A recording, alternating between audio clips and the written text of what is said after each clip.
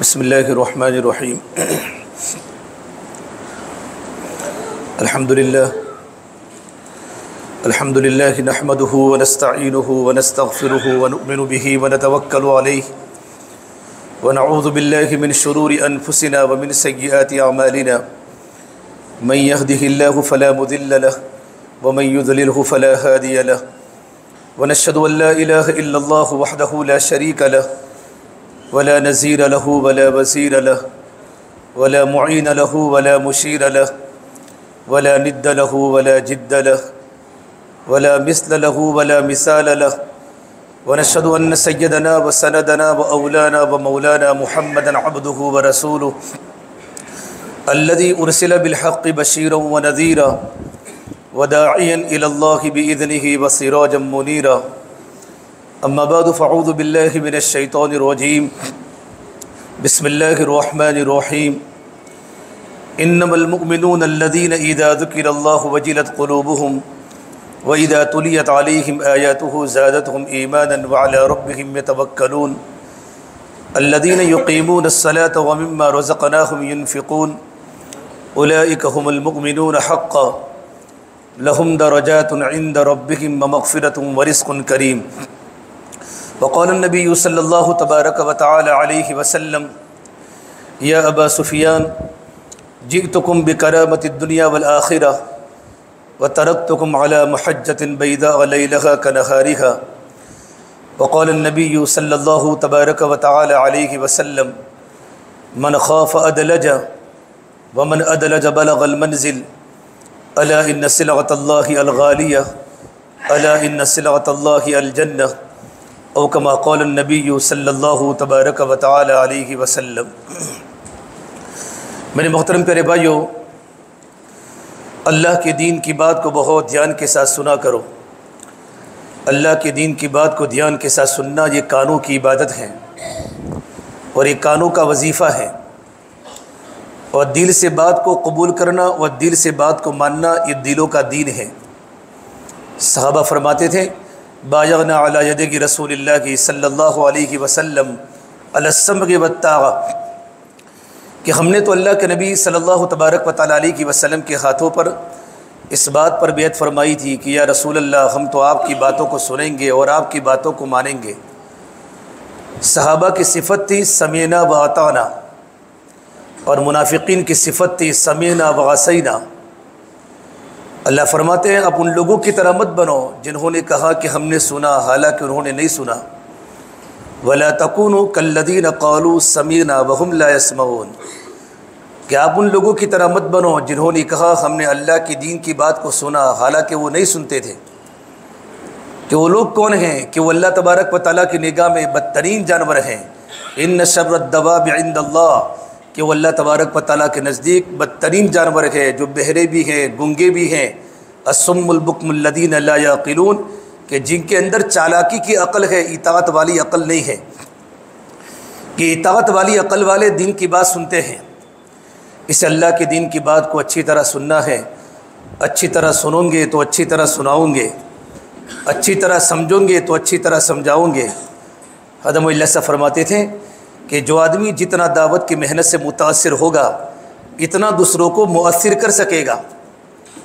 جو آدمی جتنا دعوت کے کام سے متاثر ہوگا، اعمال دعوت سے متاثر ہو کر اعمال دعوت کا ہم سب کو پابند بننا ہے، کہ ہم اعمال دعوت کے پابند بنیں، اعمال عبادت کے پابند بنیں۔ اسے فرمایا فبشر عباد، اے محمد صلی اللہ علیہ وسلم آپ میرے ان بندوں کو خوشخبری سناؤ، میرے بندوں کو بشارت سناؤ۔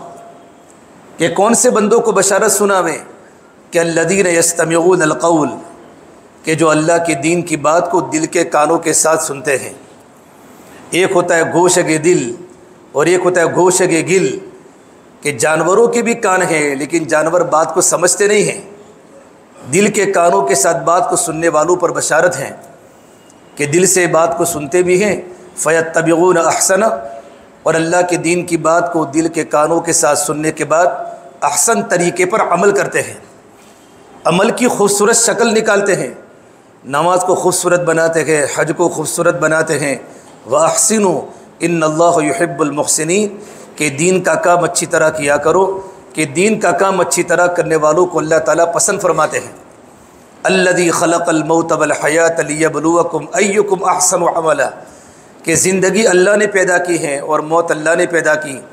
زندگی اور موت یہ اللہ تعالیٰ کی قدرت کے بڑے کرشمے ہیں کہ زندگی صرف اللہ ہی دیتا ہے اور موت صرف اللہ ہی دیتا ہے۔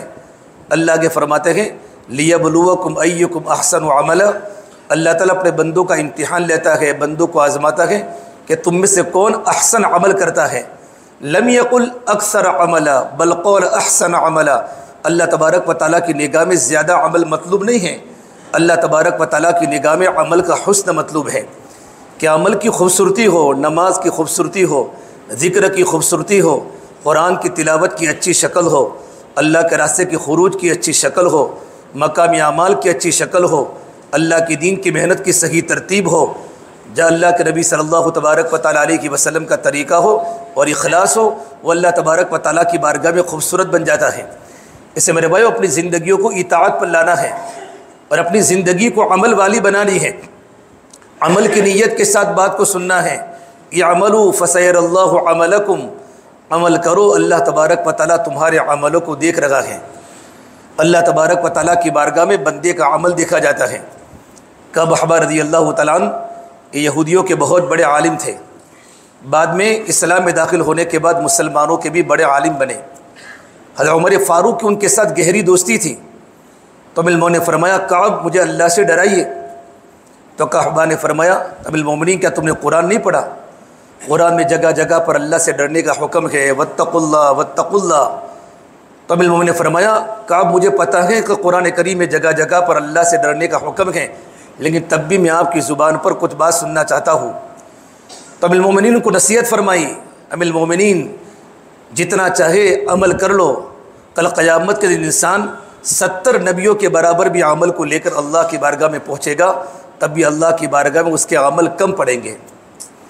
اصل ہماری زندگیاں عمل والی بنے، دعوت برائے دعوت نہیں ہے، دعوت برائے دین ہے، وضو برائے وضو نہیں ہے، وضو برائے نماز ہے، کہ زندگیوں میں دین کو لانے کے لیے دعوت ہے۔ ہماری زندگی اعمال کی پابند بنے، ہماری زندگی ارکان کی پابند بنے، ہماری زندگی نماز کی پابند بنے، زکوٰۃ کی پابند بنے، روزے کی پابند بنے، اور ہماری زندگی حج کی پابند بنے۔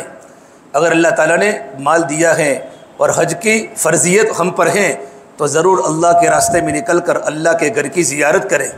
وَلِلَّهِ عَلَى النَّاسِ حِجُّ الْبَيْتِ مَنِ اسْتَطَاعَ إِلَيْهِ سَبِيلًا، اللہ تبارک و تعالیٰ کا حکم کرنا مطلوب ہے، لیکن بندہ اللہ کا حکم اس وقت پورا کرتا ہے جب دل میں اللہ تعالیٰ کی محبت ہوتی ہے۔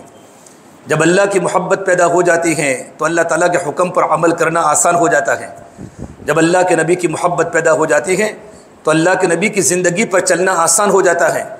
یا ایھا الذین آمنوا اطیعوا اللہ واطیعوا الرسول، ایمان والو اللہ کی اطاعت کرو، اللہ کے رسول کی اطاعت کرو۔ دیکھو میرے بھائیو، ماننا ہدایت ہے، منوانا جہالت ہے۔ ہمارا کام شوق کا نہیں ہے، ہمارا کام ڈر کا ہے، کہ شوق میں آزادی ہے، ڈر میں پابندی ہے۔ دعوت کا کام شان سازی کا نہیں ہے کہ اپنی شان کو بنانا ہے، بلکہ شان سوزی کا ہے، ہمیں اپنے آپ کو مٹانا بھی ہے۔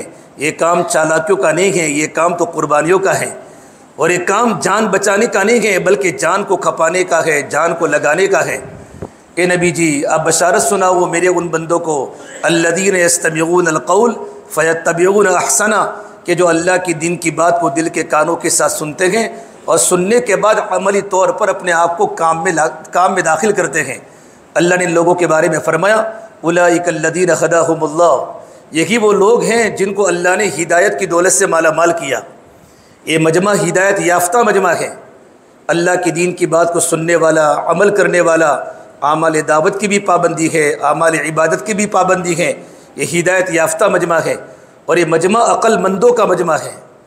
الباب جمع ہے لب کی، لب ایسی عقل کو بولتے ہیں جو عقل چالاکی سے خالی ہو، جس عقل میں اطاعت ہو، عقل میں اطاعت آ جاوے، اللہ کی اطاعت آ جاوے، اللہ کے رسول کی اطاعت آ جاوے، تو انسان اللہ تعالیٰ کی بارگاہ میں قبول بن جاتا ہے۔ لیکن بھائیو، سب سے پہلے اللہ کی محبت کو دل میں اتارنا، لا الہ الا اللہ محمد رسول اللہ صلی اللہ علیہ وسلم، یہ کلمہ ایمان کا کلمہ ہے اور یہ کلمہ اسلام کا کلمہ ہے۔ لا الہ الا اللہ صرف زبان پر پڑھنے کی بنیاد پر آدمی کے دل میں کلمہ اترتا نہیں ہے، کچھ دیہاتی اللہ کے نبی کی خدمت میں آئے، کہا قولت الاغراب آمنا، کہ اللہ کے نبی صلی اللہ تبارک و تعالی ہم ایمان لائے۔ تو اللہ نے کہا نبی جی ان کو بتا دو قل لم تؤمنوا ولکن قولوا اسلمنا، کہ تم ایمان میں داخل نہیں ہوئے بلکہ تم نے زبان سے صرف کلمے کا اقرار کیا ہے۔ ولما يدخل الایمان فی قلوبکم، ابھی تک تمہارے دلوں میں ایمان کی حقیقت داخل نہیں ہوئی۔ کہ ایمان کے داخل ہونے کی علامت کیا ہے؟ کہ ایمان کے داخل ہونے کی علامت یہ ہے وَإِن تُطِيعُوا اللَّهَ وَرَسُولَهُ لَا يَلِتْكُم مِّنْ أَعْمَالِكُمْ شَيْئًا، کہ تمہاری زندگیاں اللہ تبارک و تعالیٰ کے حکموں کے سامنے اور تمہاری زندگیاں اللہ کے نبی کے طریقوں کے سامنے تمہاری زندگیاں سیلنڈر ہو جاوے۔ اسے ابو دردہ فرمایا کرتے تھے کہ زندگی پر خیر کو تلاش کرتے رہو اور زندگی پر خیر کی مجالس میں بیٹھتے رہو، اللہ تبارک و تعالیٰ کی رحمت کے جھونکوں کو لیتے رہو، کہ اللہ تبارک و تعالیٰ کی رحمت کے جھونکے چلتے رہتے ہیں، اللہ اپنے بندوں پر بھیجتے رہتے ہیں۔ پھر ابو دردہ فرمایا کرتے لوگوں، نیکی کبھی پرانی نہیں ہوتی اور گناہ کبھی بھلایا نہیں جاتا، نیکی کبھی پرانی نہیں ہوتی اور گناہ بھلایا نہیں ہو جاتا، اور اللہ سے دعا کرو کہ پروردگار عالم ہمارے عیبوں پر پردہ ڈالے۔ اللہم استر عوراتنا وامر روعاتنا، اللہ تعالیٰ ہمارے عیبوں کو چھپا دے۔ اللہ سے دعا کرو کہ اللہ تعالیٰ بڑی ذات والے ہیں، اللہ کی محبت جب تک دل میں پیدا نہیں ہوتی نا تب تک انسان آگے ترقی نہیں کر سکتا۔ ایک ہوتی ہے اللہ کی محبت اور ایک ہوتی ہے اس کے مجازی، جو آج کل بہت محبتیں چل رہی ہیں، اس کے مجازی کی محبت ہے۔ ایک بار مجنون حضرت حسن کے مجنون نام سنا ہے؟ مجنون لیلا کا واقعہ جو اسٹوری کے سب لوگ سنتے ہیں، وہ اسٹوری نہیں، وہ حقیقت ہے۔ حضرت حسن کے زمانے میں تھا، وہ تابعی تھا، مجنون صحابہ کے زمانے میں موجود تھا۔ حضرت حسن رضی اللہ تعالیٰ عنہ جب امیر معاویہ کے ساتھ جب ان کی مصالحت ہو گئی، آپس کے درمیان سمادھان ہو گیا اور امیر معاویہ پورے عالم اسلام کے امیر المومنین بنے، خلیفۃ المسلمین بنے، تو حسن جا رہے تھے مسجد نبی سے باہر، تو قیس کی ملاقات، اس کا نام قیس تھا، کہ قیس میں نے اچھا کیا نا، کہ کیا اچھا کیا کہ میں نے ساری کی ساری حکومت حضرت امیر معاویہ کو سپردہ کر دی تاکہ مسلمانوں کے درمیان صلح ہو جائے، جنگ و جدال ختم ہو جائے۔ تو اس نے کچھ نہیں بولا۔ دو بار حضرت حسن نے پوچھا بھئی میں نے اچھا کیا قیس، حکومت تو امیر معاویہ کو سجتی ہے؟ اس نے 2 مرتبہ جواب نہیں دیا۔ جب تیسری مرتبہ کہا تو اس نے یوں کہا ایک بات کہوں، آپ اللہ کے نبی کے نواسے ہیں، حکومت تو میری لیلا کو سجتی ہے، نہ امیر معاویہ کو سجتی ہے، نہ آپ کو سجتی ہے، حکومت تو میری لیلا کو سجتی ہے۔ آدمی محبت میں پاگل ہو جاتا ہے، جب دل میں اللہ کی محبت پیدا ہو جاتی ہے، اللہ کے رسول کی محبت پیدا ہو جاتی ہے تو ساری محبتیں دلوں سے نکل جاتی ہیں۔ ایک بار اس کے ابا نے کہا میرا بیٹا تو اس کے مجازی کا گرفتار ہے، اس کو پکڑ کے کعبۃ اللہ میں لے گئے اور کعبۃ اللہ کا پردہ پکڑ کے کہا بیٹا دعا کر کہ اللہ میں لیلا کی محبت سے توبہ کرتا ہوں۔ تو کہا الہی تبت من کل المعاصی ولکن حب اللیلا لا اتوب، یہ اللہ تعالیٰ میں سارے گناہوں سے توبہ کرتا ہوں لیکن لیلا کی محبت سے توبہ نہیں کرتا۔ کعبۃ اللہ کا پردہ پکڑ کے دعا کر، میں تو اسی سے نکاح کروں گا، یہی اگر یہ نہیں تو پھر نکاح بھی نہیں۔ ہوتے نوجوانوں کا الہی تبت من کل المعاصی ولکن حب لیلا لا اتوب، یا اللہ میں تو تمام گناہوں سے توبہ کرتا ہوں لیکن لیلا کی محبت سے توبہ نہیں کرتا۔ اس کے ابا نے دیکھا میرا بیٹا تو بگڑ گیا ہے، تو آنکھ اٹھا کر دیکھا تو اس نے کہا الہی لا حبک احدا ویرحم اللہ عبدا قول آمنا، یا اللہ لیلا کی محبت میرے دل سے کبھی مت نکالنا اور جو میری دعا پر آمین کہے اس پر رحم کرنا۔ کعبۃ اللہ کا پردہ پکڑ کے دعا کر رہا ہے، تو کسی نے دیکھا بھئی لیلا کو دیکھنی پڑے گی، وہ لیلا کے پیچھے اتنا پاگل ہے تو لیلا ہے کیسی، لیلا کو دیکھنا پڑے گا۔ تو جا کر لیلا کو دیکھا تو لیلا کا معنی ہوتا ہے رات، وہ کالی رات کی طرح کالی تھی۔ تو اس نے دیکھا، اس کو کہا دیگر خوبہ تو افزون تھی، کہ تو دیگر عورتوں کی طرح خوبصورت نہیں ہے، دیگر عورتوں کی طرح تو بھی کالی ہیں۔ تو اس عورت نے کہا گفت خاموش تو مجدو نیستی، تو چپ ہو جا، تم مجدو نہیں ہے، اگر تم مجنو کی آنکھ سے دیکھتا تو سب سے زیادہ خوبصورت مجھ کو پاتا۔ اللہ تبارک و تعالیٰ کی محبت کو دل میں اتارنا بھائیو یہ اصل ہے۔ ہمارے تبلیغ میں ابھی تک کام کی محبت ہے، اللہ کی محبت نہیں آئی، گشت کی محبت ہے، اللہ کی محبت نہیں آئی۔ اللہ کے لیے کام کرنا ہے، لا الہ الا اللہ کو دل میں اتارنا ہے، محمد رسول اللہ کو دل میں اتارنا ہے۔ جب اللہ کی محبت دل میں آ جاتی ہے تو اعمال کے کرنے میں لذت آتی ہے، آدمی ایمان کی حلاوت کو محسوس کرتا ہے۔ اللہ کے نبی صلی اللہ تبارک و تعالیٰ علیہ وسلم نے صحابہ کے مجمع کے سامنے اللہ کی محبت کو اتنا بولا کہ صحابہ کا مجمع براہ راست اللہ سے لینے والا بن گیا تھا، اور صحابہ کی رگ رگ میں اللہ تبارک و تعالیٰ کی محبت تھی۔ اللہ کے نبی صلی اللہ تبارک و تعالیٰ علیہ وسلم نے حجۃ الوداع کے حج کے ماحول کو بنانے کے لیے اپنے مکی زندگی کی 13 سال محنت فرمائی، اور مدینہ منورہ کے 9 سال 10 سال آپ نے صحابہ کا مزاج بنایا کہ اللہ کے گھر میں جانا ہے، اللہ کے گھر کی زیارت کو جانا ہے، لیکن اللہ کی محبت کو لے کر جانا ہے۔ تیرے کوچے اس بہانے، کبھی دن کو رات کرنا، کبھی اس سے بات کرنا، کبھی اس سے بات کرنا۔ جب عشق بھڑکتا ہے تو بندہ اللہ کے گھر کی طرف دوڑتا ہے۔ محبت میں مزہ ہے جب دل دل سے ملتا ہے، مگر مشکل تو یہ ہے دل بڑی مشکل سے ملتا ہے۔ جب دل اللہ سے مل جاتا ہے تو بندہ اللہ کے گھر کی طرف بھاگتا ہے، اللہ کے گھر کی طرف جاتا ہے۔ اور جب بیت اللہ کا طواف کرتا ہے تو بیت اللہ کا طواف کرتے کرتے کہتا ہے اللہ میں تو آ گیا، تو کہاں ہے؟ تیرے کوچے اس بہانے، کبھی دن کو رات کرنا، کبھی اس سے بات کرنا، کبھی اس سے بات کرنا۔ لبیک اللہم لبیک کا جو نعرہ ہے وہ اللہ تعالیٰ کی محبت کا نعرہ ہے۔ حج ایک عاشقانہ سفر ہے۔ جب بندے کے دل میں اللہ کا عشق پیدا ہو جاتا ہے اور اللہ کی محبت پیدا ہو جاتی ہے تو بندہ کعبۃ اللہ کی طرف دوڑتا ہے۔ جسم بعد میں جاتا ہے، پہلے دل جاتا ہے۔ جیسے جیسے در محبوب قریب آتا ہے، دل کہتا ہے پہنچوں میں نظر سے پہلے اللہ کی محبت دل میں اتر چکی ہے، تو اللہ کے گھر کو دیکھنے میں آدمی میں تڑپ پیدا ہوتی ہے۔ اللہ کے نبی صلی اللہ تبارک و تعالیٰ علیہ وسلم حجۃ الوداع کے وقت آپ نے جب حج کا احرام باندھا ہے، حالانکہ سن ہجری 8 میں مکہ فتح ہو چکا تھا اور مدینہ منورہ کی ریاست مکمل ہو چکی تھی، مکہ المکرمہ فتح ہو چکا ہے، لیکن آپ نے حج نہیں کیا، چونکہ زمانے جاہلیت میں عرب حضرات 10 دن ہمیشہ بڑھاتے تھے۔ تو سن ہجری 8 میں عرفہ کا دن 29 ذی الحجہ کو آتا تھا، تو آپ نے حج کا اعلان نہیں کیا۔ سن ہجری 9 میں اللہ کے نبی صلی اللہ تبارک و تعالیٰ علیہ وسلم خود حج میں نہیں گئے، بلکہ صدیق اکبر کو حج کا امیر بنا کر 300 صحابہ کو روانہ کیا۔ اس وقت حج کی تاریخ 19 آ رہی تھی، لیکن آپ نے خود حج نہیں کیا۔ جب تیسرے سال جب 9 ذی الحجہ یوم عرفہ کا دن آٹومیٹک آیا، 10 ذی الحجہ 9 ذی الحجہ، تو اللہ کے نبی صلی اللہ تبارک و تعالیٰ علیہ وسلم نے حج کا اعلان کیا، اے میرے صحابہ کی جماعت میں حج کو جا رہا ہوں۔ تو چاروں طرف مکہ المکرمہ میں، مدینہ منورہ میں اور اطراف کے سارے قبیلے اللہ کے نبی کے ساتھ حج میں جانے کے لیے تیار ہو گئے۔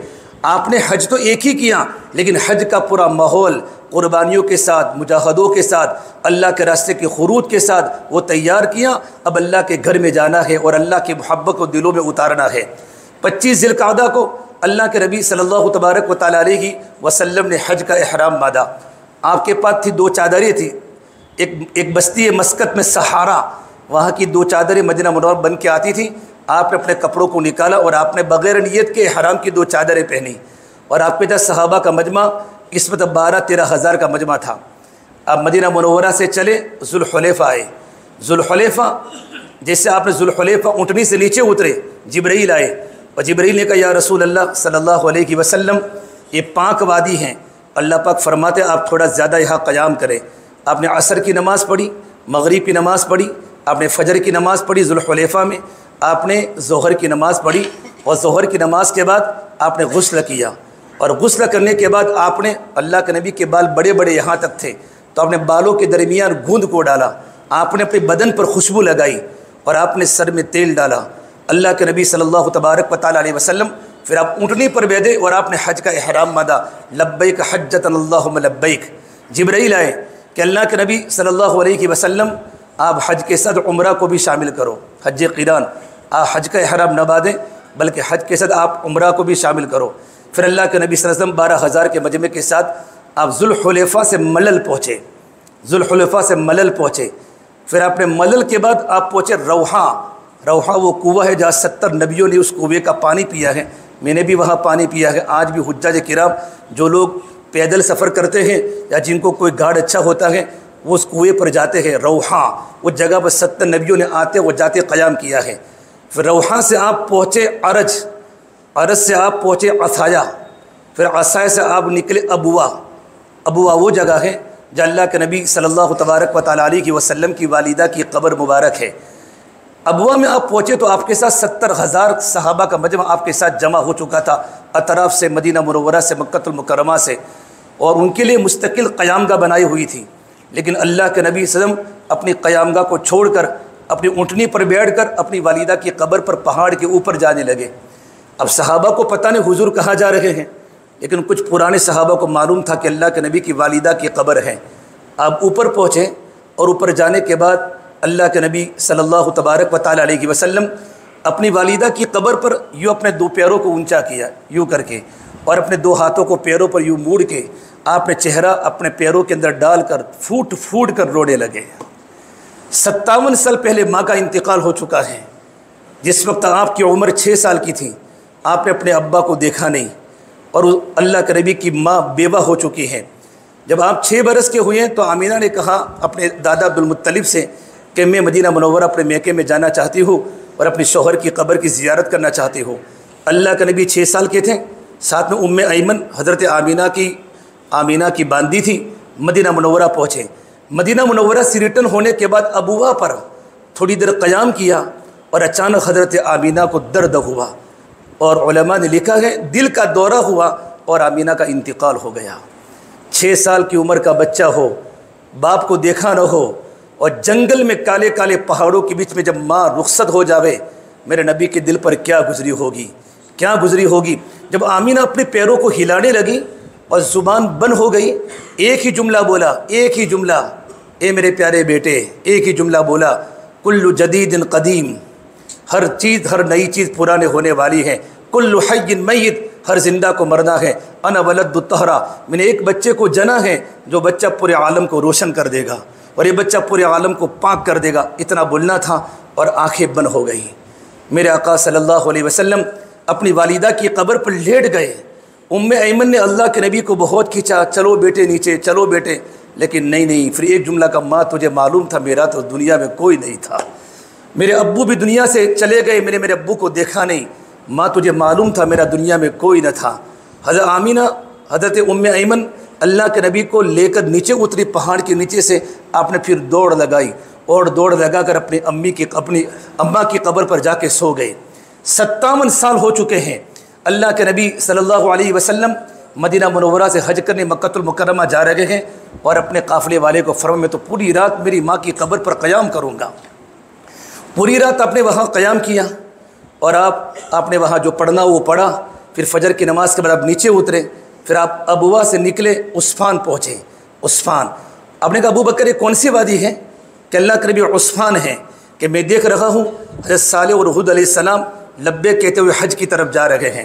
پھر عسفان سے پہنچے مر الزہران، پھر مر الزہران سے نکلے صریف میں جانے کے بعد حضرت عائشہ رونے لگی اپنے خیمے میں۔ کہ کیوں روتی ہے عائشہ؟ لعلک نفستی، ہو سکتا ہے تجھے عورتوں والا کوئی عذر آ چکا ہو کہ اللہ کے نبی مجھے مینسز آ چکے ہیں۔ کب عائشہ اب تو سیدھا حج کرے گی، عمرہ نہیں کرے گی۔ پھر آپ صریف سے نکلے آپ تنعیم پہنچے جہاں مسجد عائشہ ہیں، وہاں جا کر اپنے احرام کی 2 چادروں کو آپ نے تبدیل کیا۔ وہی احرام کی 2 چادریں جو سہارا بستی کی تھی، احرام کی 2 چادروں کو تبدیل کیا، اور 2 چادروں کو تبدیل کرنے کے بعد اب مکہ کے ٹاپ سے ذی طویٰ کنویں پر پہنچے، اور آپ نے وہاں جا کر غسل کیا۔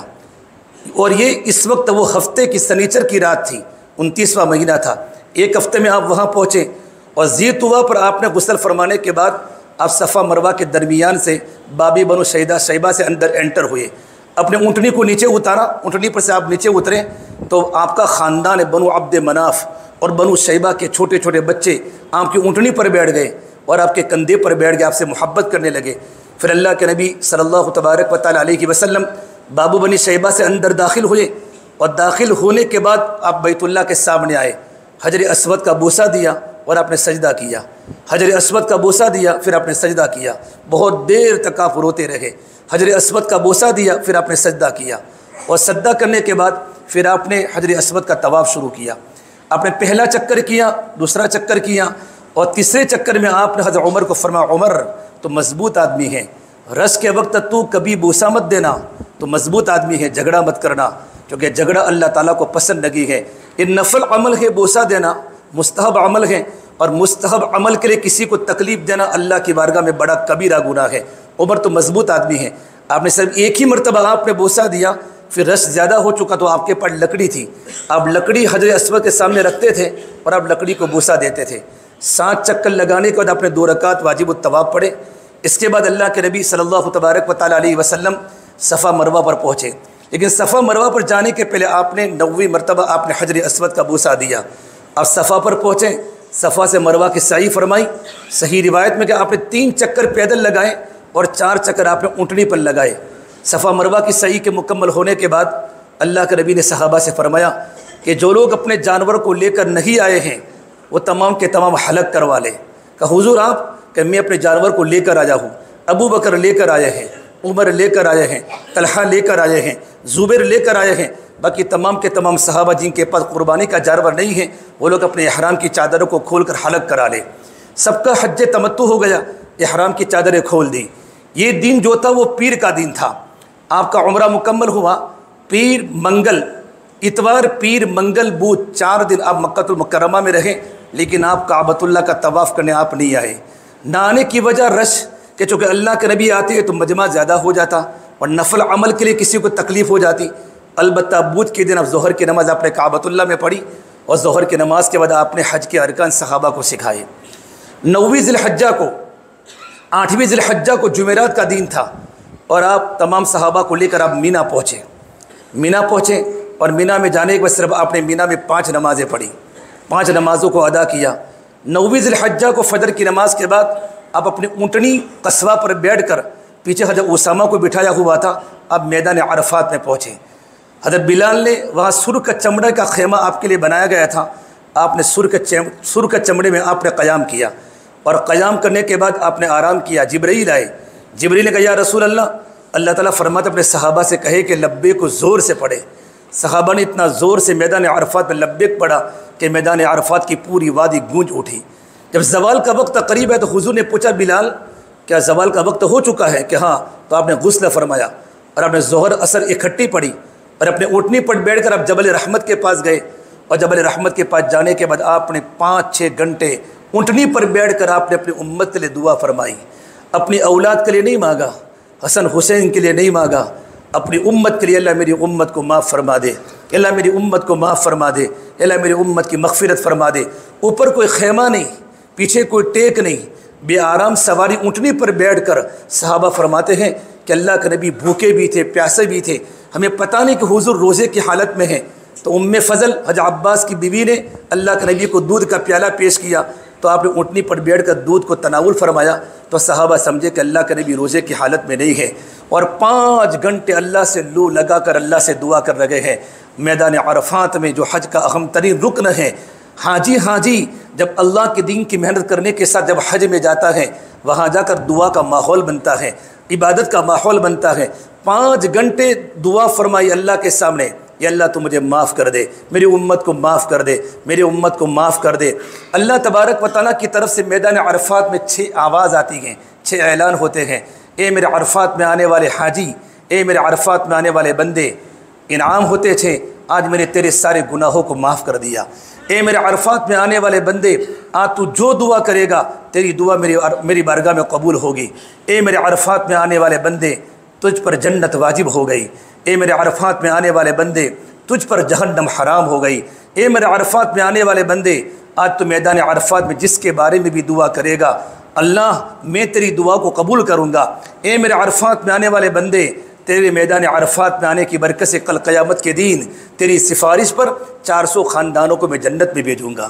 اللہ کے نبی صلی اللہ تبارک و تعالیٰ علیہ وسلم میدان عرفات میں اللہ سے دعا کر رہے ہیں۔ اچانک ایک صحابی اونٹنی سے نیچے گرے، وہی موت آ گئی۔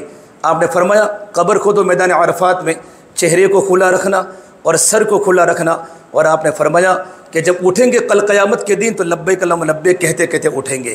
اور آپ نے میدان عرفات میں آپ نے خطبہ دیا ہے، آپ نے 9ویں ذی الحجہ کو خطبہ دیا، 10ویں ذی الحجہ کو خطبہ دیا اور 11ویں ذی الحجہ کو خطبہ دیا۔ ظہر عصر آپ نے اکٹھی فرمائی اور اکٹھی نماز پڑھانے کے بعد آپ نے خطبہ دیا۔ میں خطبہ آپ کے سامنے نقل کرتا ہوں، سارا کا سارا خطبہ حقوق العباد پر مشتمل ہے۔ چند پوائنٹ، اللہ کے نبی صلی اللہ تبارک و تعالیٰ علیہ وسلم اونٹنی پر بیٹھے ہیں، 1.25 لاکھ صحابہ کا مجمع اس وقت میدان عرفات میں جمع ہے، اور آپ نے کہا اے میرے صحابہ کی جماعت، آج کا دن کتنا بڑا قابل احترام ہے، عرفہ کا دن ہے، یہ مہینہ کتنا قابل احترام ہے، حج کا عمل کتنا قابل احترام ہے۔ مسلمان کی جان، مسلمان کی مال اور مسلمان کی عزت اللہ کی بارگاہ میں قابل احترام ہے۔ کسی کی جان کے پیچھے مت پڑنا، کسی کی بے عزتی مت کرنا، کسی کے مال کے پیچھے مت پڑنا، کسی کو نیچے گرانے کی فکر مت کرنا، کسی کی عزت کے پیچھے مت پڑنا۔ اس طرح آج کا دن اللہ کی نگاہ میں قابل احترام ہے، یہ مہینہ اللہ کی نگاہ میں قابل احترام ہے۔ مسلمان کی جان، مسلمان کا مال، مسلمان کی عزت اور مسلمان کی آبرو اللہ کی نگاہ میں بہت بڑی چیز ہے۔ ایک مرتبہ اللہ کے نبی صلی اللہ تبارک و تعالیٰ سے بیٹھے ہوئے ہیں، امام رازی نے تفسیر کبیر میں لکھا ہے، جبرائیل آسمان سے اترے، پوری مسجد نبی بھری ہوئی ہیں، جبرائیل ابو دحیہ کلبی کی شکل میں آتے تھے، ابو بکر صدیق بیٹھے ہوئے ہیں، بڑے بڑے کبار صحابہ بیٹھے ہوئے ہیں، لیکن جبرائیل کی نظر ابو ذر غفاری پر پڑی، کہا یا رسول اللہ ھذا ابو ذر، یہ اللہ کے نبی ابو ذر غفاری ہے؟ تو آپ نے کہا نعم یا جبرائیل ھذا ابو ذر، جبرائیل یہ ابو ذر غفاری ہیں، لیکن آپ تو آسمانوں کے فرشتے ہیں، ابو ذر زمینوں کے آدمی ہیں، اب ابو ذر کو کیسے پہچانتے ہیں؟ کہ اللہ کے نبی صلی اللہ علیہ وسلم، حضرت ابو ذر نے آپ کی صحبت میں رہ کر اپنی زندگی میں وہ صفات بنائے ہیں، وہ کوالٹی بنی ہیں کہ ان کی صفتوں کا تذکرہ اور ان کی خوبیوں کا تذکرہ آسمانوں میں فرشتوں کے درمیان ہو رہا ہے۔ تذکر بین الملائکہ، فرشتے ان کی صفات کا تذکرہ کرتے ہیں، ان کی خوبیوں کا تذکرہ کرتے ہیں۔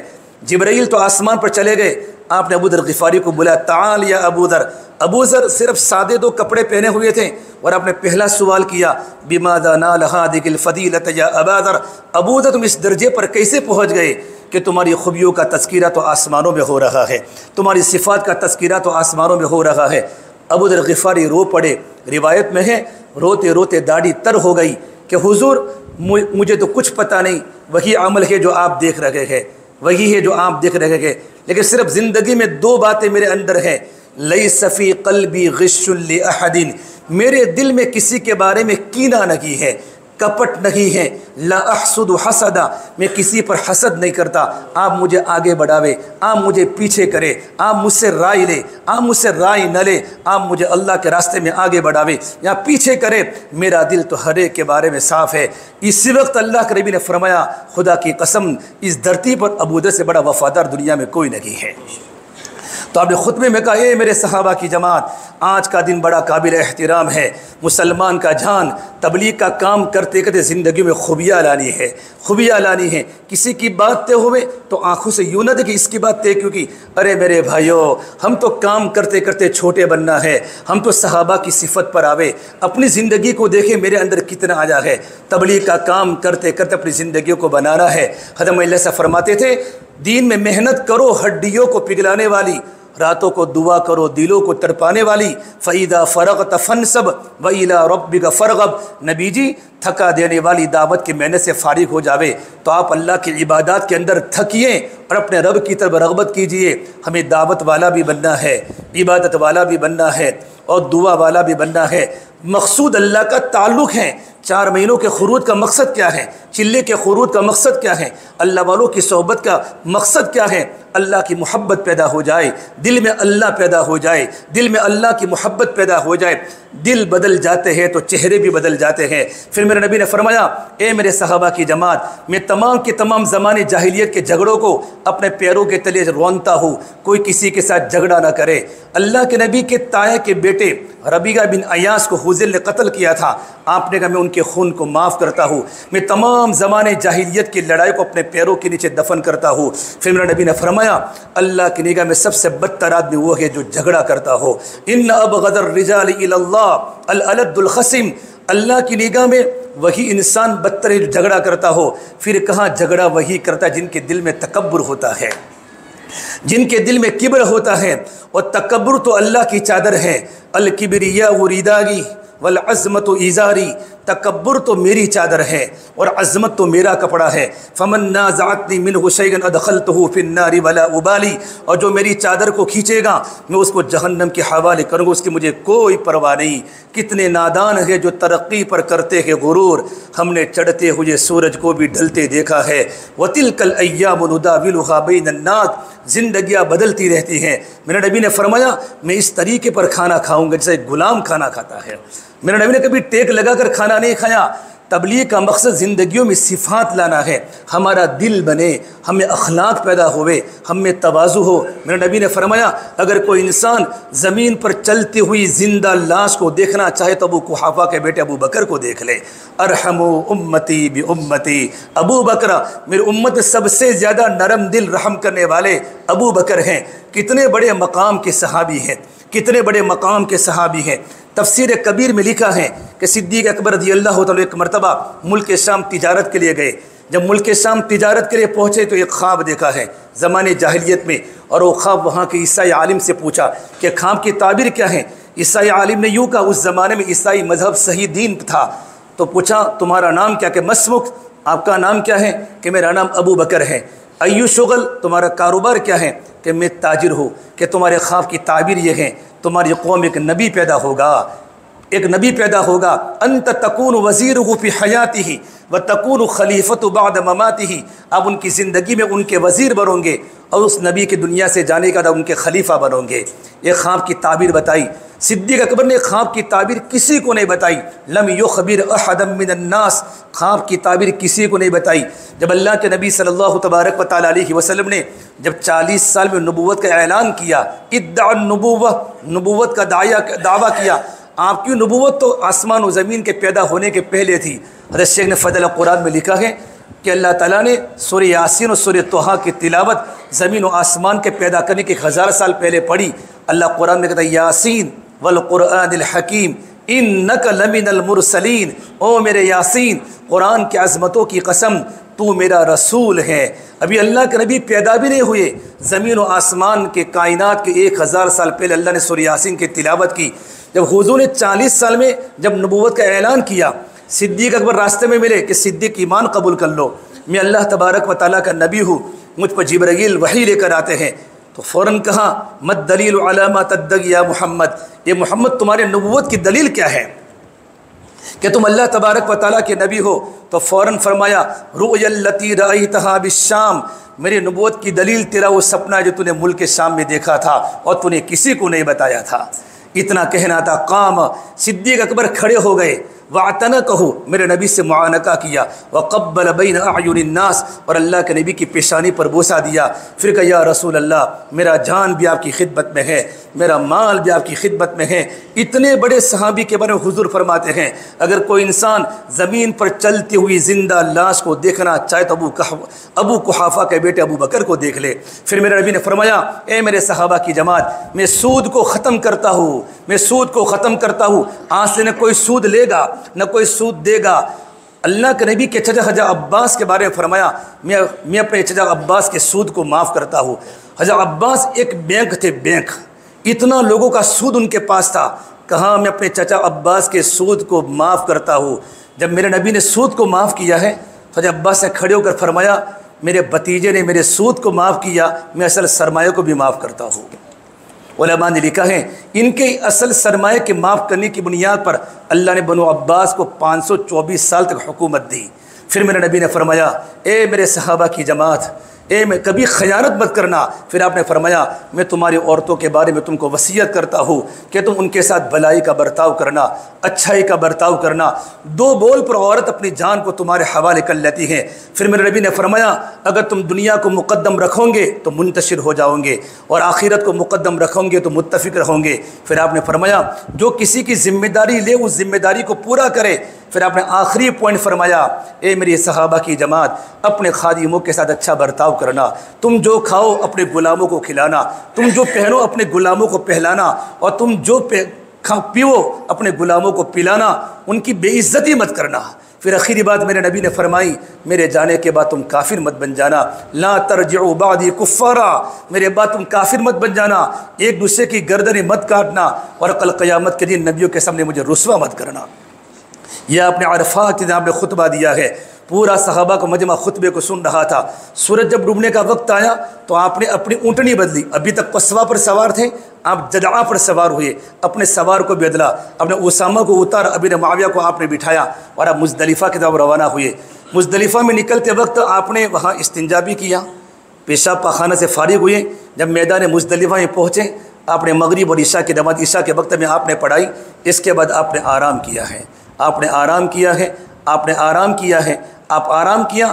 فجر کی نماز کے بعد پھر رات کے وقت آپ نے کمزور عورتوں کو کہا، ام سلمہ، حفصہ، حالانکہ حج کا واجب باقی ہے، مزدلفہ میں وجوب واجب ہے، لیکن کمزوروں کے لیے جائز ہے، وہ رات کو نکل سکتے ہیں۔ ام سلمہ کو، حفصہ کو، اسماء بنت عمیس کو روانہ کیا، باقی اور بھی عورتیں چلی گئی رات کو۔ آپ فجر کی نماز پر پھر آپ نکلے سیدھے رمی جمرات پر، اور آپ نے رمی جمرات پر جا کر آپ نے بڑے شیطان کو آپ نے کنکری ماری، آپ نے کنکری ماری، بڑے شیطان کو کنکری ماری، اور کنکری مارنے کے بعد آپ نے دعا نہیں کی، کیونکہ جگہ تنگ تھی، رش ہو جاتا تو آپ نے وہاں دعا نہیں کی۔ پھر آپ نے قربانی کی ہے، قربانی، اور آپ نے کتنی قربانی؟ 100 اونٹ تھے، 63 اونٹ تو آپ نے قربان کیے، آپ کی چونکہ زندگی کے 63 سال تھے، 63 اونٹ تو آپ نے قربان کیے، باقی حضرت علی کو دے دیے کہ آپ قربان کرو۔ عجیب کتابوں میں منزل لکھا ہے، جب اونٹ قربانی کے لیے اونٹ اللہ کے نبی کے سامنے 5 اونٹوں کو لایا گیا تو اونٹوں میں جنگ چھڑ گئی کہ حضور کے ہاتھ پر میں قربان ہونا چاہتا ہوں، حضور کے ہاتھ پر میں قربان ہونا چاہتا ہوں، میں ذبح ہونا چاہتا ہوں، میں ذبح ہونا چاہتا ہوں۔ اللہ کے نبی جب کھڑے تھے، ایک ایک اونٹ آتا اپنے گردن کو یوں کر کے جھکاتا تھا۔ میرے بھائی، اونٹ بھی نبی کی اطاعت کو جانتا تھا۔ علامہ اقبال نے روتے روتے کہا ہے، کسی غم خسار کی محنتوں کا میں نے عجیب صلہ دیا، جسے میرے غم نے گلا دیا اسے میں نے جی سے بلا دیا، میں تیرے مزار کی جالیوں کی محنتوں میں لگا رہا، تیرے دشمنوں نے تیرے چمن میں خزاں کا جال بچھا دیا۔ اللہ کے نبی صلی اللہ تبارک و تعالیٰ علیہ وسلم کی محبت اونٹوں کے اندر بھی تھی کہ اونٹ قربان ہونے لگے۔ جب آپ نے قربانی دی اور اپنی بیویوں کے لیے آپ نے کاؤ کو ذبح کیا، اس کے بعد اللہ کے نبی نے فرمایا، علی تمام اونٹوں کی ایک ایک بوٹی دیگ میں ڈال دو اور کھانا پکاؤ۔ پھر میرے نبی بیٹھ گئے اور ایک صحابی آئے، معمر بن عبداللہ، آپ کے بالوں کو صاف کا اپنے حلق کروایا، داہنی طرف کے بال اپنے صحابہ میں تقسیم کروائے اور بائیں طرف کے بال آپ نے ابو طلحہ کو بطور ہدیے کے دیے۔ خالد بن ولید آئے اور ابو طلحہ کے پاس سے کچھ بالوں کو لے کر اپنے پاس رکھ لیے اور اپنی ٹوپی میں سی دیے تھے۔ جب یہ خالد بن ولید اللہ کے راستے میں جہاد میں نکلتے تھے، اللہ کے راستے میں جاتے تھے اور یہ ٹوپی پہنی ہوتی تھی، اللہ نبی کے بالوں کی برکت سے اللہ خالد بن ولید کو فتح دیتا تھا۔ جب بالوں کی اللہ کی بارگاہ میں اتنی بڑی قیمت ہے تو نبی والی محنت کی اللہ کی بارگاہ میں کیا قیمت ہوگی، نہ نبی کے طریقوں کی اللہ کی بارگاہ میں کیا قیمت ہوگی۔ جب کھانا پک گیا تو آپ نے کھانا ماشاءاللہ کھانا کھایا، صحابہ نے بھی کھانا تناول فرمایا، آپ نے اپنی مونچھیں کتروائی اور اپنے ناخن کٹوا کر آپ نے وہی جگہ پر دفنائے۔ پھر آپ گئے مکۃ المکرمہ اور مکہ جانے کے بعد پھر آپ نے طواف زیارت کیا اور پورا طواف زیارت آپ نے اونٹنی پر کیا۔ اس کے بعد اللہ کے نبی دوبارہ مینا میں آئے، آپ نے پھر 10ویں کو بھی آپ نے خطبہ دیا، پھر 11ویں آپ نے وہاں آرام کیا۔ 11ویں کو زوال کے پہلے اللہ کے نبی اپنے خیمے میں آرام فرماتے اور یہ سورت آسمان سے اتری، اذا جاء نصر اللہ والفتح ورأیت الناس يدخلون فی دین اللہ افواجا فسبح بحمد ربک واستغفرہ انہ کان توابا۔ اس صورت میں اللہ کے نبی کا اشارہ تھا، نبی آپ کا دعوت کا مشن مکمل ہو چکا ہے، آپ ہمارے پاس آنے کی تیاری کریں۔ یہ صورت کے نازل ہونے آپ اٹھے اور آپ نے ظہر کی نماز پڑھی اور آپ نے جب کنکری ماری، چھوٹے کو بھی ماری، درمیانی کو ماری، آپ نے دعا کی۔ چھوٹے کو کنکری مار کے آپ نے پونا گھنٹہ دعا کی، یہاں بھی پونا گھنٹہ آپ نے دعا کی۔ بڑے کو مار کر آپ نے دعا نہیں کی، پھر آپ نے خطبہ دیا ہے۔ آپ نے اگلے 2 دن جو آپ نے خطبہ دیا تھا، اس وقت صحابہ کا 1.25 لاکھ کا مجمع تھا، 1.25 لاکھ صحابہ کا مجمع، لیکن آگے مکبر تھے جو حضور کی بات کو آگے پہنچاتے تھے، ربیگا کہو، ربیگا کہو۔ لیکن یہ آیت کے نازل ہونے کے بعد آپ کے اندر وہ جوش تھا، آپ نے وہ خطبہ دیا، وہی خطبہ دیا جو پہلے دن دیا، ایک جملہ بڑھایا اور یہاں سے خطبہ شروع کیا، اے ایھا الناس، اے لوگو، عسیٰ اللہ تلقونی بعد عامی ھذا، میری وہ تمہاری آخری ملاقات ہے۔ اتنا کہنا تھا کہ صحابہ دھاڑے مار کر رونے لگے اور اللہ کے نبی کی آنکھوں میں آنسو آئے۔ آپ کی آواز، صحابہ فرماتے ہیں کہ قریب والے جتنے اللہ کے نبی کی آواز سنتے تھے، پہاڑوں پر بیٹھنے والے صحابہ بھی حضور کی آواز ویسے کی بغیر مائک کے اور بغیر مکبر کے حضور کی آواز وہاں پہنچ رہی تھی۔ مغرب کا وقت ہوا، پھر کہا حج مکمل ہو چکا ہے، جن کو جانا ہو مکہ چلے جاؤ، لیکن صحابہ کا مجمع حضور کے ساتھ رہا۔ آپ نے 13ویں دن کی رمی فرمائی اور 13ویں دن کی رمی کر کے آپ بنو عبد کنانہ ان کے گھر پر آپ پہنچے۔ آپ نے ظہر پڑھی، عصر پڑھی، مغرب پڑھی، عشاء پڑھی، اور عشاء کی نماز کے پڑھنے کے بعد عائشہ نے فرمایا، حضور میرا تو عمرہ باقی ہے، آپ نے کہا عائشہ تیرا تو حج ہو چکا ہے، عمرہ بھی ہو گیا؟ کہ نہیں نہیں، میری سوکندوں نے عمرہ کیا ہے۔ تو آپ نے حضرت عائشہ کے بھائی کو بلا کر کہا جاؤ ان کو مسجد عائشہ کے پاس لے جاؤ، یہ عائشہ کی برکت سے مسجد عائشہ پر ہمارا دوسرا عمرہ ہوتا ہے۔ عبد الرحمن بن ابو بکر اپنی بہن کو لے کر عمرہ کرنے وہاں پہنچے۔ حضور جب فجر کی نماز کے پہلے وہاں سے نکلے اور بیت اللہ کی طرف آ رہے تھے، حضرت عائشہ کے راستے میں ملاقات ہو گئی۔ اب بیت اللہ میں پہنچے، بیت اللہ میں جانے کے بعد آپ نے طواف وداع کیا، اور طواف وداع کرنے کے بعد حضرت ام سلمہ نے کہا یا رسول اللہ اب تو میں تھک چکی، میرے بدن میں طاقت نہیں ہے، میں تو طواف وداع نہیں کروں گی۔ آپ نے کہا نہیں، ابھی میں فجر کی نماز پڑھاؤں گا، اور فجر کی نماز کے بعد تمام صحابہ کے چاروں طرف اٹھنی پر بیٹھ کر طواف وداع کر لینا۔ ام سلمہ فرماتی ہیں جب آپ نے فجر کی نماز پڑھائی تو آپ نے پہلی رکعت میں سورہ طور پڑھی، والطور وکتاب مسطور، اور اس آیت پر پہنچے ان عذاب ربک لواقع، تو اللہ کے نبی کی آواز بند ہو گئی، روتے روتے آپ کی داڑھی تر ہو گئی۔ حج کا عمل ہے لیکن دل میں کتنا اللہ کا ڈر ہے کہ اللہ کا عذاب اترنے والا ہے، ما لہو من دافع، اور اللہ کے عذاب کو کوئی روک نہیں سکتا۔ آپ کی نماز مکمل ہونے کا صفیہ نے کہا یا رسول اللہ میرے تو مینسس آ چکے ہیں۔ تو آپ نے کہا یہ تو ہم کو یہاں روک لے گی۔ پھر آپ نے کہا تم نے طواف زیارت کر لیا ہے؟ کہا میرا طواف زیارت تو ہو چکا ہے، کہ چلو طواف وداع نہیں کرنا ہے۔ پھر آپ مدینہ منورہ کی طرف روانہ ہوئے۔ جب مدینہ منورہ پہنچے، مدینہ منورہ پہنچنے کے بعد احد پہاڑ دیکھا تو آپ نے کہا یہ جنتی پہاڑ ہے، ھذا جبل احد نحب یحبنا، یہ احد پہاڑ ہم سے محبت کرتا ہے اور ہم احد پہاڑ سے محبت کرتے ہیں۔ مدینہ منورہ جاتے ہی فوراً یمنی لوگ آئے کہ اللہ کے نبی صلی اللہ علیہ وسلم اہل یمن کا تقاضا ہے کہ معاذ بن جبل کو ہمارے ساتھ بھیجو۔ معاذ بن جبل مدینہ کے مفتی تھے، اور میں تمام کے تمام صحابہ کو اللہ کے راستے میں آپ نے مسجد سے روانہ کیا ہے۔ لیکن جب معاذ بن جبل کو جب ان کی تشکیل ہوئی ہے، اہل یمن نے تقاضا کیا ہمیں معاذ بن جبل کی ضرورت ہے، کل قیامت کے دن علماء کا جھنڈا معاذ بن جبل کے ہاتھ میں ہوگا۔ جب میرے نبی ان کو جب اللہ کے راستے میں روانہ کیا، آپ نے ان کو اٹھنی پر بٹھایا اور 7 میل تک حضور ان کو رکھنے کے لیے گئے ہیں۔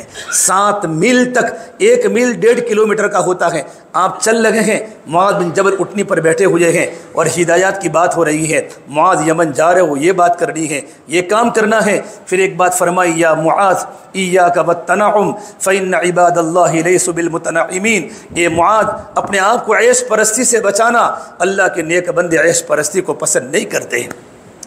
پھر چلتے چلتے جب مدینہ منورہ کا آخری پوائنٹ آیا تو آپ نے معاذ بن جبل کو فرمایا یا معاذ عسى اللہ تلقانی بعد عامی ھذا، اے معاذ میری اور تیری آخری ملاقات ہے، لعلک تبور مسجد و قبر ھذا، معاذ جب تم واپس آؤ گے یا تو میری قبر کی زیارت ہوگی یا تو میری مسجد کی زیارت ہوگی، تم مجھے دوبارہ دیکھ نہیں سکو گے۔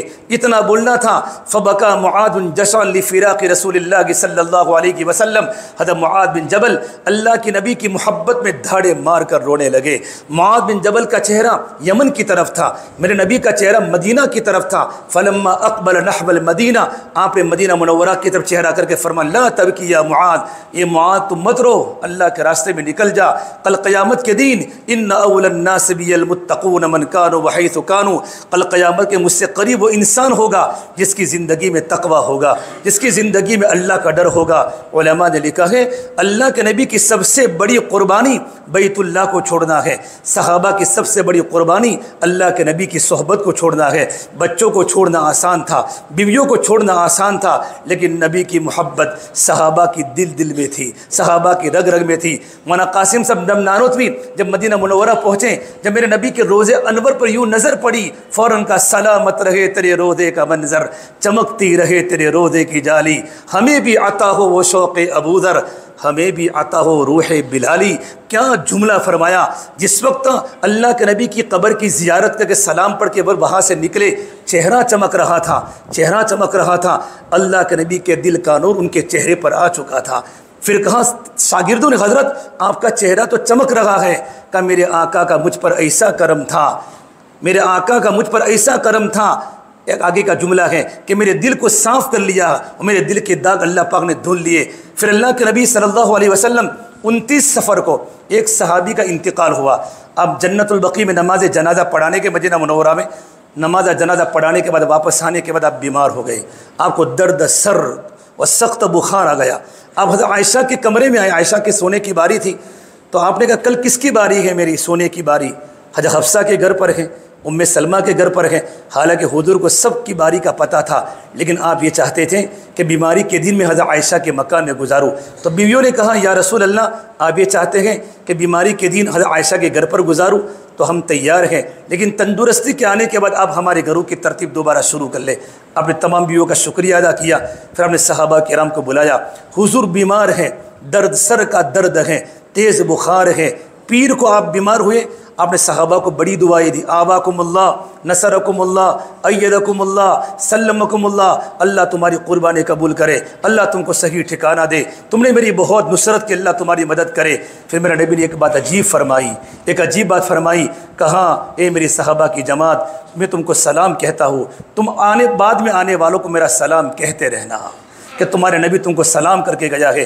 ابن مسعود نے کہا یا رسول اللہ آپ کی بات سے ایسا لگتا ہے کہ آپ کی دنیا سے جانے کا وقت قریب ہے، تو آپ کی آنکھیں تر ہو گئی۔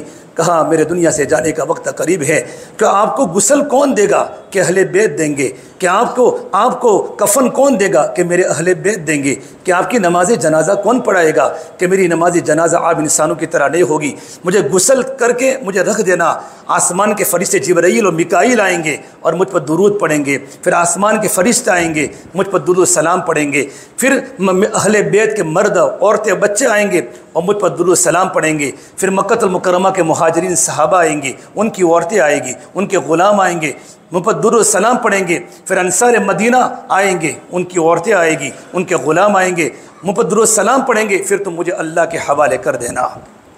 پھر اللہ کے نبی صلی اللہ علیہ وسلم ایک دم کمزور ہو چکے تھے، فضل بن عباس کے کندھے پر ہاتھ رکھا، اپنے چچا عباس کے کندھے پر ہاتھ رکھا اور آپ نے ظہر کی نماز پڑھائی، اور ظہر کی نماز کے پہلے آپ نے کہا اے میرے صحابہ کی جماعت، زندگی میں نے تمہارے ساتھ گزاری ہے، اگر میں نے کسی کو تکلیف دی ہو، اگر میں نے کسی کو کچھ کہا ہو تو مجھے معاف کر دو، مجھے اللہ کے سامنے جواب دینے کی طاقت نہیں ہے، اللہ بڑا طاقتور ہے۔ آپ نے درد کے ساتھ صحابہ کے سامنے معافیا مانگی، میں نے زندگی تمہارے ساتھ گزاری ہے، حقوق العباد کا مسئلہ ہے، اگر میں نے کسی کو کچھ سخت جملہ کہا ہو، اگر میں نے کسی کو کوئی تکلیف پہنچائی ہو تو مجھے معاف کر دو۔ صحابہ میں کوئی نہیں بولا۔ ظہر کی نماز کا وقت ہو چکا، آپ نے ظہر کی نماز پڑھائی، ظہر کی نماز کے پڑھنے کے پھر آپ نے دوبارہ پوچھا اے میرے صحابہ کی جماعت، اللہ کے پاس جانے کا وقت آ چکا ہے، اگر میں نے کسی کو دکھ دیا ہو، کسی کو تکلیف پہنچائی ہو تو مجھے معاف کر دینا، کسی کا کوئی حق باقی ہو تو مجھے کہہ دو۔ تو ایک صحابی نے کہا یا رسول اللہ میرے 3 ریال 3 دینار لینے کے باقی ہیں، میرے 3 ریال لینے کے 3 دینار لینے کے باقی ہیں۔ آپ نے کہا اچھا مجھے پتہ نہیں، بتاؤ کب میں نے آپ کے پاس سے لیے تھے؟ کہ حضور میں آپ کی خدمت میں بیٹھا ہوا تھا، ایک سائل آیا سائل، اور اس نے یوں کہا حضور مجھے پیسوں کی ضرورت ہے، تو آپ کے پاس تھے نہیں، تو آپ نے مجھے کہا تھا کہ ان کو 3 دینار دے دو، تو میں نے 3 دینار دے دیے تھے۔ آپ نے کہا مجھے یاد آیا، آپ نے دیکھا اپنی جیب میں 1 دینار بھی نہیں تھا، آپ کی نظر اپنے کزن فضل بن عباس پر پڑی، کہا فضل تم میرا قرضہ چکاؤ گے؟ فضل تم میرا قرضہ چکاؤ گے؟ فضل بن عباس نے کہا یا رسول میں آپ کا ضرور قرضہ چکا دوں گا، اتنے بڑے نبی ہیں، نبیوں کے سردار ہیں، دنیا سے جانے کا وقت آ چکا ہے، لیکن 1 دینار بھی میرے نبی کے پاس موجود نہیں ہے۔ پھر آپ گھر پر نمازیں پڑھانے آتے تھے، جمعرات کا دن تھا، آپ ظہر کی نماز پڑھانے کے لیے اٹھے، لیکن آپ کے اندر بدن میں طاقت ختم ہو گئی، آپ اٹھ نہ سکے۔ آپ نے کہا ابو بکر کہو کہ ابو بکر نماز پڑھاوے۔ صحابہ نے سمجھا نمازی پڑھانی ہے، حضرت عمر کو آگے کر دیا۔ حضرت عمر نے کہا اللہ اکبر، میرے نبی نے سنا کہ نہیں ابو بکر کو آگے کرو عمر کو پیچھے کرو، ابو بکر کو آگے کرو عمر کو پیچھے کرو۔ یہ خلافت کی طرف اشارہ تھا، ابو بکر میرے مصلی پر نماز پڑھائے گا، اور اللہ کے نبی کی غیر موجودگی میں 17 نماز صدیق اکبر نے پڑھائی۔ ایک بار میرے نبی کو تندرستی ہوئی تو آپ مسجد میں نماز پڑھنے تشریف لائے صحابہ کے ساتھ، صدیق اکبر نے دیکھا کہ حضور آ رہے ہیں تو یوں کر کے پیچھے ہو گئے، آپ نے اشارہ کیا ابو بکر آگے آگے، لیکن ابو بکر پیچھے ہو گئے، حضور آپ ہی نماز پڑھاوے۔ ابو بکر تم پڑھاؤ، کہ نبی کی موجودگی میں نماز نہیں پڑھا سکتا۔ یہ زندگی میں تواضع تھا، نبی کی صحبت اٹھائی تھی، کام کیا تھا، سچے کارکن بنے تھے، اندر خوبیاں پیدا ہوئی تھی۔ پھر میرے آقا صلی اللہ علیہ وسلم 12 ربیع الاول کا دن، پیر کا دن، آپ کی طبیعت میں خشاشی بشاشی آئی، فجر کے بعد آپ گھر پر بیٹھے تھے، اپنی بیویوں کو بلایا، بیویوں سے آپ نے معافی مانگی، بیویوں کو روانہ کیا۔ پھر حضرت علی آئے اور علی کو آپ نے بٹھایا اور علی کے سر پر اور ان کی کمر پر یوں ہاتھ پھیر رہے تھے، اور علی سے بہت دیر تک باتیں کی۔ حضرت علی کو وہاں سے روانہ کیا۔ پھر آپ کی بیٹی اور آپ کا جگر کا ٹکڑا فاطمہ الزہرا تشریف لائی۔ حضرت فاطمہ نے دیکھا کہ میرے ابا کے سر پر سرخ پٹی بندھی ہوئی ہے، سر کا پٹی اللہ کے نبی کو سر میں درد تھا تو سر کا پٹی بندھی ہوئی تھی. کہا ابا جان کیا ہوا ہے؟ کہ بیٹی میرے سر میں درد ہے. تو جب فاطمہ نے کہا وا رأسا ابی وا رأسا ابی، میرے ابا کے سر کا درد، میرے ابا کی تکلیف، وا کربا ابی، ہائے میرے ابا کی تکلیف. اللہ کے نبی اپنی بیٹی کے جملے کو سن کر حضور رو پڑے. کہا فاطمہ تو مت رو، لیس علی ابیک الکرب بعد الیوم، اے میری بیٹی فاطمہ آج تیرے ابا کی دکھ کا آخری دن ہے، آج کے بعد تیرے ابا کو دوبارہ دکھ نہیں پہنچے گا. میری بیٹی دنیا سے چلے جانے کے بعد سارے دکھ ختم ہو جائے گے. پوری زندگی تکلیفوں میں گزاری ہے، طائف کے پتھروں میں گزاری، مشرکین مکہ کی گالیوں میں سنائی. وَلَقَدْ نَعْلَمْ أَنَّكَ يَضِيقُ صَدْرُكَ بِمَا يَقُولُونَ فَسَبِّحْ بِحَمْدِ رَبِّكَ وَكُن مِّنَ السَّاجِدِينَ وَاصْبِرْ وَمَا صَبْرُكَ إِلَّا بِاللَّهِ وَلَا تَحْزَنْ عَلَيْهِمْ. کیا میرا اللہ نبی کو تسلی دے رہا ہے؟ وَلَا تَحْزَنْ عَلَيْهِمْ وَلَا تَكُ فِي ضيق مما يمكرون ان اللہ مع الذین اتقوا والذین هم محسنون. میری بیٹی فاطمہ آج تیرے ابا کے دکھ کا آخری دن ہے. جیسے فاطمہ چلی گئی روتے روتے، 24 سال کی عمر فاطمہ اللہ کی پیاری ہو گئی. حسن حسین آئے، حسن حسین جیسے اندر آئے حضور نے بلایا، 6-7 سال کے بچے تھے. آپ ان کو دیکھ کر رو پڑے. آپ کو معلوم تھا ایک کرب و بلا کی سرزمین پر خون دے گا شہید بھی ہوگا، ایک کو زہر دے کر مارا جائے گا، لیکن کہاں نہیں، کہاں نہیں. آپ اپنے خاندان کی قربانی اللہ کے نبی کے سامنے تھی. حسن بھی قربان ہونے والا ہے، حسین بھی قربان ہونے والا ہے. جب حسن حسین نکلے جبرائیل آئے. جبرائیل نے کہا یا رسول اللہ، یا رسول اللہ، ملک الموت باہر آپ کا انتظار کر رہے ہیں، ملک الموت آپ کا انتظار کر رہے ہیں. تو میرے نبی نے کہا جبرائیل آپ کی کیا رائے ہے، آپ کی کیا رائے ہے؟ تو جبرائیل نے کہا یا رسول اللہ، اللہ تعالیٰ آپ کی ملاقات کے شوق میں ہے، اللہ تعالیٰ آپ کی ملاقات کے شوق میں ہے، اور آسمان کے فرشتے آپ کا انتظار کر رہے ہیں. میرے نبی نے یوں گردن جھکا کر فرمایا جبرائیل میرے اللہ کو جا کر کہہ دو میرے جانے کے بعد میری امت کا کیا ہوگا، میرے جانے کے بعد میری امت کا کیا ہوگا، میرے جانے کے بعد میری امت کا کیا ہوگا. جبرائیل دوڑے ہوئے اللہ کے پاس. اللہ کو سب کچھ معلوم تھا. اللہ نے کہا نبی جی جبرائیل میرے نبی کو جا کر کہہ دو آپ کے جانے کے بعد میں اپنی امت کو اکیلا نہیں چھوڑوں گا. کون سی امت سود کے پیسے کھانے والی، کون سی امت ماں باپ کو تکلیفیں پہنچانے والی، کون سی امت علماء کو گالیاں بولنے والی، کون سی امت دعوت کی محنت کو ٹھکرانے والی. یہ حضور ان کے بارے میں کہہ رہے ہیں میرے جانے کو میری امت کا کیا ہوگا. جب اللہ نے کہا حضور ہم تمہاری امت کے بارے میں امت کو اکیلا نہیں چھوڑیں گے، فکا جبرائیل ملک الموت کو اندر بلاؤ. ملک الموت سلام کہ السلام علیک یا رسول اللہ، آپ پہلی ہستی ہیں کہ میں نے آپ کو سلام کیا ہے کہ ملک الموت اللہ کی تقدیر کو پورا کرو. پھر اللہ نے یوں کہا اللہ برفیق الاعلیٰ، اللہ برفیق الاعلیٰ، اللہ برفیق الاعلیٰ، اللہ تو مجھے اپنے پاس بلا لے. عائشہ فرماتی ہیں بیماری کے وقت میں حضور کا سر میری گود میں تھا اور اچانک عبد الرحمن بن ابو بکر میرے بھائی آئے. ان کے جب مسواک تھی، میرے نبی کو بولنے کی ہمت نہیں تھی، تو آپ نے اشارہ کیا عائشہ مجھے مسواک کرنا ہے. تو عائشہ فرماتی ہیں میں نے اپنے بھائی کے پاس سے مسواک لی، اپنے لعاب دہن سے مسواک کو نرم کیا اور میرے نبی کو دنیا سے جانے کا میں نے مسواک کرایا. حضرت عائشہ فخر کر کہہ رہی تھی کہ سب سے میں قسمت والی خاتون ہوں کہ اللہ کے نبی کے منہ مبارک میں میرا لعاب میرے نبی کے منہ میں گیا ہے، میرے سرکار کے منہ میں گیا ہے. حضرت عائشہ فرماتی ہیں اللہ کے نبی صلی اللہ علیہ وسلم ایسے کہ میرے گود میں سر رکھا ہوا تھا، مجھے لگا کہ حضور مجھے بوسہ دے رہے ہیں. دیکھا تو حضور تو اللہ کے پیارے ہو چکے تھے. میں نے چیخ لگائی، تمام مستورات جمع ہو گئی، عورتیں رونے لگی. حضور صدیق اکبر چونکہ اللہ کے نبی کی تندرستی تھی اس دن، تو صدیق اکبر اپنی دوسری بیوی کو ملنے کے لیے قوالی میں چلے گئے تھے. معلوم پڑا دوڑتے آئے، حضور پر چادر ڈالی ہوئی تھی، اور جیسے کہ چادر کو ہٹایا میرے نبی کا چہرہ چمک رہا تھا اور بوسہ دیا، اور پھر یوں کہا واہ خلیلا واہ نبیا واہ صفیہ، ہائے میرے خلیل، ہائے میرے نبی. پھر میرے نبی کو فرمایا طبت حیًا و طبت میتًا، زندگی بھی اچھی گزاری اور موت بھی اللہ نے اچھے دی. اے میرے سرکار اللہ آپ کو دوبارہ دکھ کبھی جمع نہیں کرے گا، دوبارہ دکھ جمع نہیں کرے گا. پورا مجمع صحابہ کا مسجد نبی میں بیٹھا رو رہا ہے. صدیق اکبر اللہ کے نبی کو بوسہ دے کر مسجد میں تشریف لائے، کام کو سنبھالنا ہے، کام کو سنبھالنا ہے۔ عمر بن خطاب جیسے صحابی تلوار لے کر کھڑے ہیں، کون کہتا حضور اللہ کے پیارے ہو گئے ہیں؟ اگر کوئی کہے گا میں اس کی گردن کو اڑا دوں گا، سر کو تن سے جدا کروں گا، نہیں، میرے نبی تو اللہ سے ملنے گئے ہیں۔ جب موسیٰ علیہ السلام جیسے اللہ سے ملنے گئے تھے کوہ طور پر، میرے نبی نہیں گئے۔ ابو بکر نے کہا عمر بیٹھ جاؤ، کہ نہیں بیٹھوں گا۔ عمر بیٹھ جاؤ، نہیں بیٹھوں گا۔ ابو بکر استقامت کے پہاڑ، اتنا سچا عاشق رسول، سارے غموں کو دل میں لے کر تقریر کی ہے کہ اے لوگو، من کان یعبد محمدن فإن محمدن قد مات۔ سنو میری بات، خلاصے کی بات کہہ رہا ہوں، جو محمد صلی اللہ تبارک و تعالی علیہ وسلم کی پوجا کر رہا تھا تو نبی تو دنیا سے جا چکے ہیں۔ میں بات کہہ رہا ہوں، من کان یعبد اللہ فإن اللہ حی لا یموت، اور جو اللہ تبارک و تعالیٰ کی عبادت کرتا تھا وہ اللہ آج بھی ہے، وہ اللہ آج بھی ہے، اور اللہ کبھی اللہ کو موت نہیں آتی۔ حضرت اسامہ کی جماعت وہاں کھڑی ہے، جو جماعت اللہ کے نبی نے اما پہنا کر جماعت کو روانہ کیا تھا۔ صدیق اکبر نے فوراً کہا، حضرت عمر فاروق فرماتے مجھے یقین ہو گیا کہ اللہ کے نبی تو اللہ کے پیارے ہو چکے ہیں، لیکن چونکہ پیروں میں ہڈیاں کمزور ہو چکی تھی تو یوں کر کے سیدھے بیٹھ گئے، یوں کر کے سیدھے بیٹھ گئے، ایک دم کھوکھلے ہو چکے تھے۔ انس بن مالک فرماتے ہیں جیسے حضور کو میں نے دفنایا، دفنانے کے بعد فاطمہ بیٹھی بیٹھی دروازے پر کھڑی کھڑی رو رہی تھی۔ انس تمہاری ہمت کیسے ہوئی کہ تم میرے ابا کے قبر پر مٹی ڈالی؟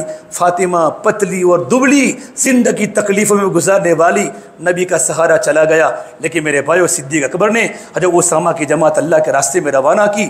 بڑے بڑے صحابہ جماعتوں میں ہیں، شرحبیل بن حسنہ ہے، زرارہ بن ازور ہیں، حضرت عمر بن خطاب بھی ہیں، معمر بن تمیمی بھی ہیں، قعقاع بن عمر تمیمی ہیں، عبادہ بن ثابت بھی ہیں، عبد الرحمن بن ابو بکر بھی ہیں، عبداللہ بن عمر بھی ہیں، معقل بن یسار بھی ہیں، جعال بن سراقہ بھی ہیں، ارباز بن ساریہ بھی ہیں، عبادہ بن ثابت بھی ہیں۔ بڑے بڑے صحابہ کی جماعت اللہ کے راستے میں جا رہی ہے۔ کہاں عمر نے فرمایا ابو بکر جماعت کو روانہ مت کرو، مرتدین کے فتنے اڑ چکے ہیں، لوگوں نے زکوٰۃ دینے کا انکار کر دیا ہے، قبیل اسلام سے جا رہے ہیں۔ کہ عمر تو کیسی بات کرتا ہے؟ زمانے جاہلیت میں تو بڑا مضبوط تھا، اسلام میں بزدل۔ فرمایا نہیں، جماعت روانہ ہو جائے گی۔ صدیق اکبر اگر اس کی بوٹی ہو جاوے، ازواج مطہرات کی لاشوں کو مدینے کے بڑیے کھا جاوے، میں اکیلا لڑتا رہوں گا حتیٰ اقاتل الناد۔ اگر لوگ زکوٰۃ کی ایک رسی کے بارے میں انکار کریں گے، میں ان سے جہاد کرتا رہوں گا۔ پھر میرے بھائیو، استقامت کے پہاڑ بن کے آپ نے جو کام کیا ہے، حضرت اسامہ کی جماعت اللہ کے راستے میں روانہ ہوئی، اور جماعت کے روانہ ہونے کی برکت سے اللہ نے مرتدین کو دوبارہ اسلام میں داخل ہونے کی اجازت دی، بڑے بڑے فتنوں کو دبا دیا۔ میں نے سارا خلاصہ اس لیے میرے بھائیوں بتایا ہے، اللہ کے دین کی محنت، میرا نبی نے فرمایا جب تبھی تم پر حالات آوے تو میرا دنیا سے جانے کے حالات کو یاد رکھنا، اللہ تمہارے حالات کو آسان کر دے گا۔ اسے میرے بھائیوں بتاؤ، ابھی حالات کچھ بھی نہیں ہیں، اللہ ہمارے ساتھ ہے، نبی کی دعائیں ہمارے ساتھ ہے۔